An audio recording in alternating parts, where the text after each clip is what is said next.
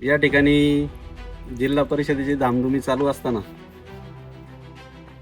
सगळीकडेच प्रचाराची यंत्रणा फार मोठ्या प्रमाणावर चाललेली, सर्वच उमेदवारांची चाललेली.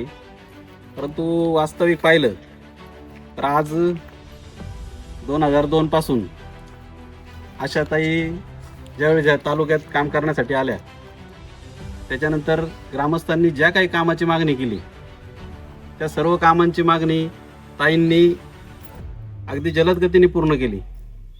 त्याचप्रमाणे आज सावरगाव असेल, सावरगावातले वाड्या वस्त्या असतील, त्या ठिकाणी जी काही सुविधा कामं, रस्ते असतील, पाणी पुरवठ्याच्या लाईनी असतील, या प्रामुख्याने सोडवण्याचं पहिलं काम ताईंनी या ठिकाणी जलद गतीने केलं. या ठिकाणी आज आम्ही हिंगेमाळ्याचे ग्रामस्थ आहोत.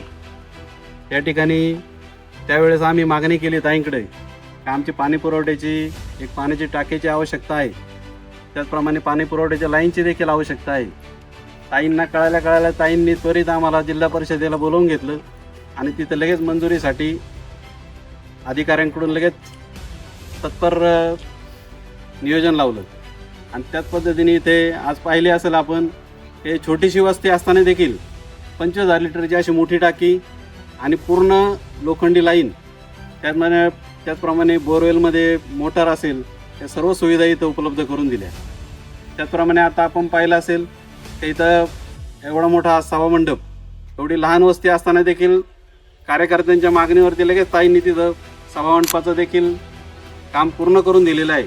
अशा पद्धतीने अजूनही काही कामं असतील, हिंगेमाळ्यातल्या असू द्या, सावरगाव ग्रामस्थांची असू द्या, वाड्या वस्त्यांची असू द्या किंवा या गटातली असू द्या, ही सर्व कामं करण्याची जलद गतीने करण्यासाठी ताई सज्ज आहेत.